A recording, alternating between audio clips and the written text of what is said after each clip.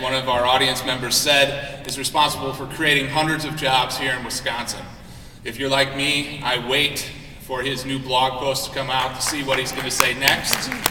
Personally, my favorite one is the one that said, "I don't stand with Governor Walker. Governor Walker stands with me."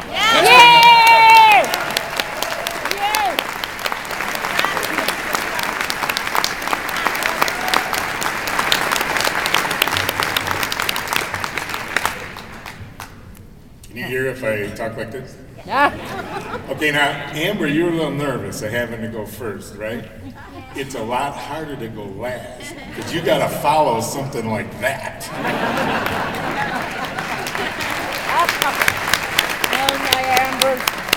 I'd like to thank everybody for coming today. Some of you may have read a piece I wrote recently that was entitled "Downward Wisconsin." I want to start by just reading how that little thing got going. We used to make things here in Wisconsin. We made machines in Milwaukee, cars in Kenosha, ships in Sheboygan. We mined iron in the north and lead in the south.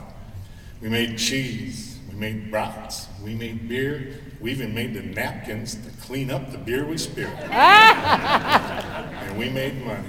Now that piece was a celebration of all the hardworking men and women in the state of Wisconsin, and all those old geezers with the beards that risked everything to start companies. If they put their family name on it, they're guaranteed of the world that when you buy this tractor, this motorcycle, this whatever it was, that you were getting the best product from the best people in the world. Now,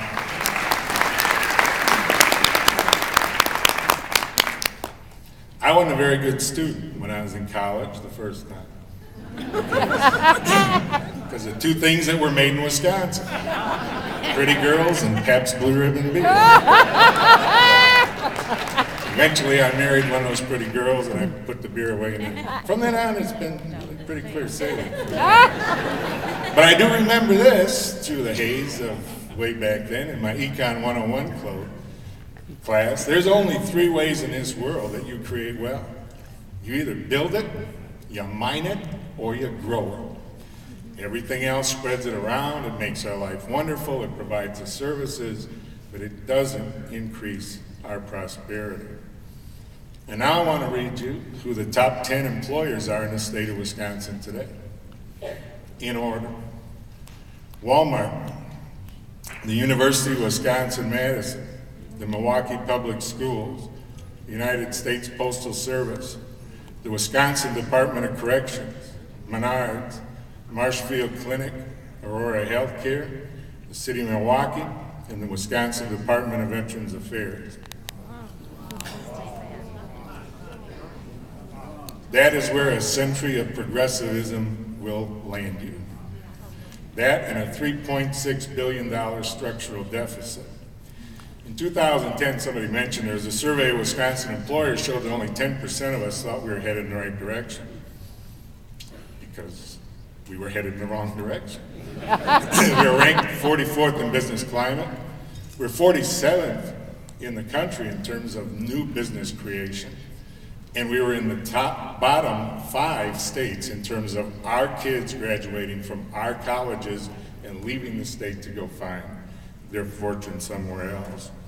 Now, in just 1 year, we've jumped up to 24th in business climate, the largest single year jump ever recorded. And 94% of employers now think Wisconsin's headed in the right direction. Now, what happened in 1 year? Gee, I don't recall.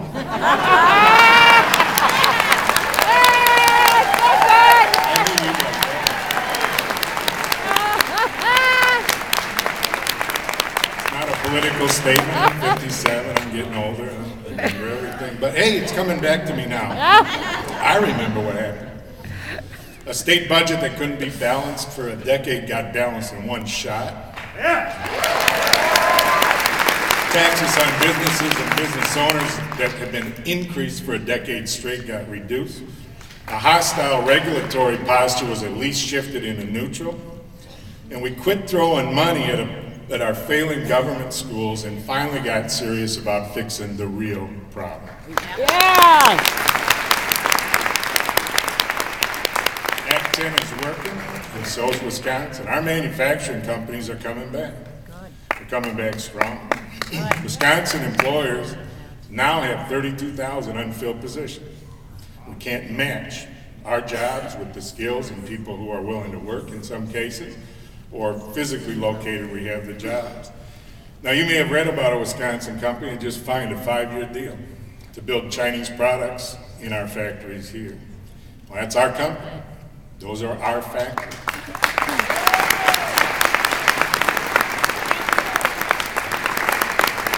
Those are my employees. And I think they're the best not only in the state, but the best in the whole world. They didn't pick us because of me. They picked us because of the work ethic that we have here in the state and the way that we do things here, the Wisconsin way. Wisconsin way now. And I'm the guy that did that deal over in Jiangsu City. You know what Scott Walker in the state of Wisconsin did to help me get that deal done? Nothing. Perfect. Thank you, Scott Walker. I'll tell you something else. There wasn't a government guy on either side of that deal. About 80% of what you read about China is wrong. They're over there reading Milton Friedman, not Krugman. So it took us about a day and a half. That's all it took. It's amazing what will happen when you don't let the lawyers and bureaucrats hit you. And we're not alone. My company's a good company. There are thousands of great companies in Wisconsin. I know a lot of you work for them. You know, those of us who still build things here, we're damn good at it. Those products go all over the world. People want our products. That's what creates jobs, is people want what we do. We don't need government subsidies to deceive. We don't need tax gimmicks. We don't need accounting credits. We don't need half the stuff that goes on. We just need a government that's willing to get out of our way. So why do 9 or 10 employers think Wisconsin's heading the right direction now? Because government is getting out of our way. We can see it, we can feel it. Wisconsin is open for business, just like the sign says. Now, there's some people in this state that don't want us to be open to business. They want to put it right back the way it was. At least that's what I think they want. I'm not sure because I don't speak drum.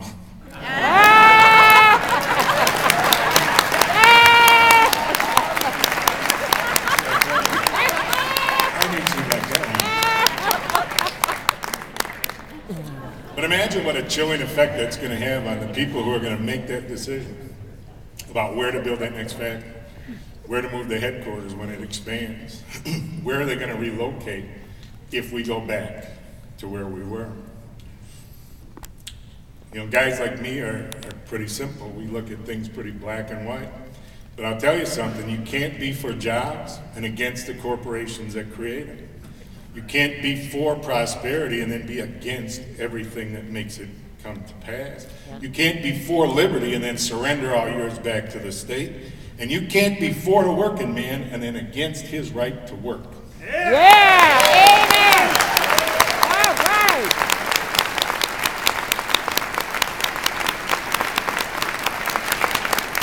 Now there are thousands, tens of thousands of protesters and occupiers who don't think this way. And they insist that they have the only voices that speak for the working men and women of this state. Well, I got a message for them. I'm a working man too. And you don't speak for me. And there are 2,350,000 of us that work in this state that don't work for the government, and you don't speak for us either. This is our state too. It's working, and we're going to keep it that way. Thank you very much.